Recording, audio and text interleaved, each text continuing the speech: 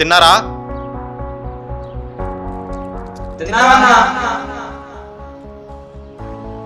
పెద్దిరెడ్డిగా నేసేండ్రా.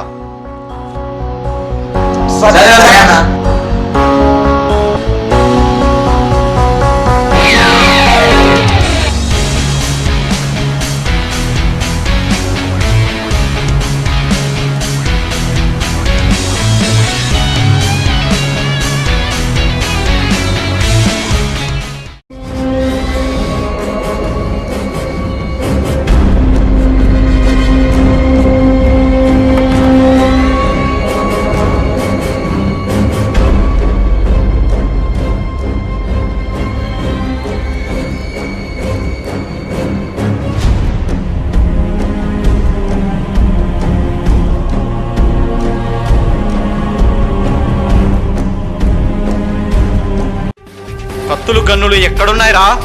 కార్లో ఉన్నాయన్నా. అయితే వేసేయండి.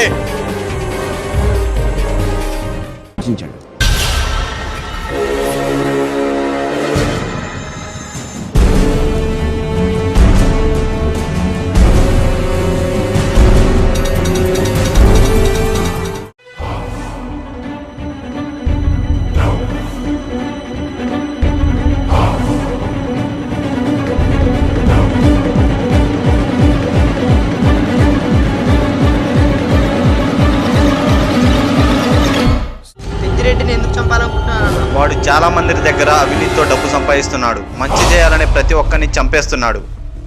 వాడి వల్ల ప్రజలు చాలా ఇబ్బందులు పడుతున్నారు. అలాంటి వాడిని చంపడానికేనా మనం ఉంది? ప్రజల సంతోషం కోసం మనం దేనికైనా సిద్ధమేరా. సరే అన్నా, నీ కోసం జర్నలిస్ట్ వచ్చాడన్నా. కింద ఉన్నాడు. రమ్మంటావా వెళ్ళిపోమంటావా? రమ్మనండి.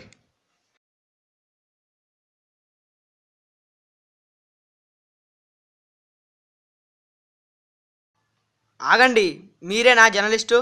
అవును సార్.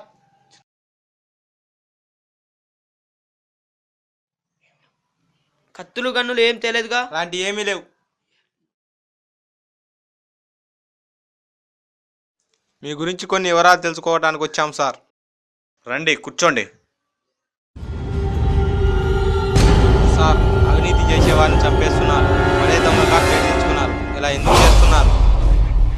ఈ ప్రపంచంలో చాలా మంది అవినీతులు, అక్రమాలు, అన్యాయాలు చేస్తున్నారు.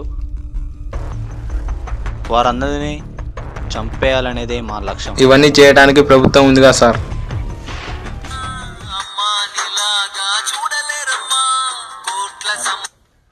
హలో, అవునా? ఎలా జరిగింది? సరే సరే, నేను ఇప్పుడు వస్తున్నాను, ఉంటా. సరే. సారీ అండి రఫీ గారు, అర్జెంటుగా వెళ్ళే పని ఉంది. రేపు కంపల్సరీ మీట్ అవుదాం. ఓకే సార్, రేపు కలుస్తాం.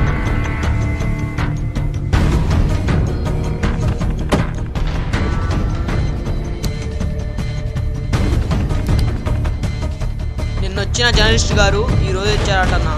రమ్మంటావా? రమ్మనండి.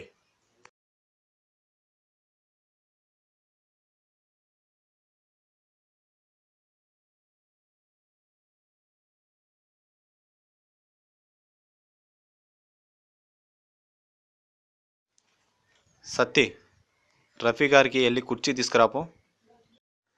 సారీ అండి రఫీ గారు, అర్జెంట్ ఫోన్ కాల్ వల్ల నీతో నిన్న నేను మాట్లాడలేకపోయాను.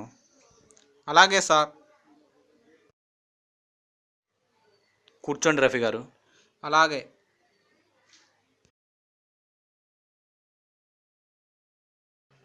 ఇంత చిన్న వయసులో అంత పెద్ద నిర్ణయాన్ని ఎలా తీసుకున్నారు సార్? మాకు జరిగిన అన్యాయాలే ఈరోజు మేము ఇలా మారడానికి కారణం. మీకు జరిగిన అన్యాయాలు ఏమిటో చెప్పగలరా? తప్పకుండా చెప్తాను. ఎందుకంటే మాకు జరిగిన మోసాలే ప్రతి ఒక్కరికి ఏదో ఒక మూలన జరుగుతూనే ఉన్నాయి. మేమందరం చాలా మంచి స్నేహితులం.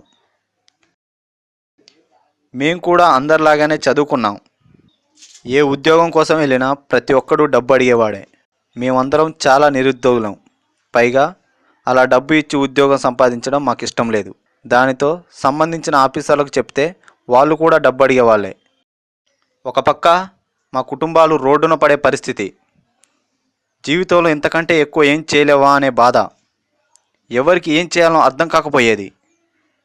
ఒకరోజు మాలో ఒకడు ఆత్మహత్యకు పాల్పడతాడు. ఆ రోజు నుంచి నాకు అనిపించింది, ఈ సమాజంలో తప్పుడు వ్యక్తులు ఉన్నంతకాలం మాలాంటి వారికి ఈ కష్టాలు తప్పవా అనిపించింది.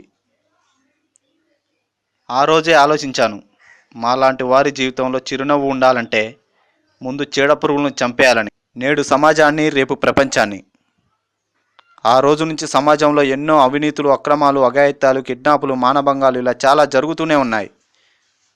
వాటన్నిటినీ అంతం చేసుకుంటూ వస్తున్నాం.